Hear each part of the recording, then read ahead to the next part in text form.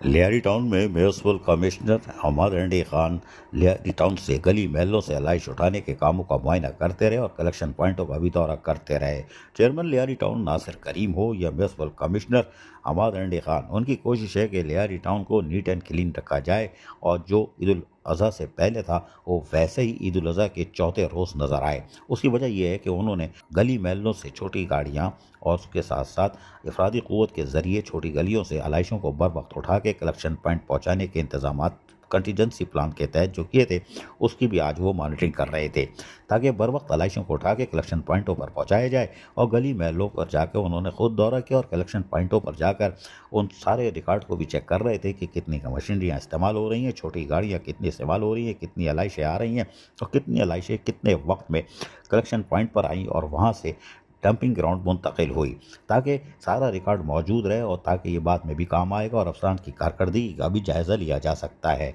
अजीज़ Arif, KBS बलदियाती news Karachi. ऐसी ही खूबसूरत वीडियोस फ्यूचर में हासिल करने के लिए रेड बटन पर क्लिक करके और बेल आइकॉन को प्रेस करके हम सबके सब्सक्राइबर बनना मत भूलिए।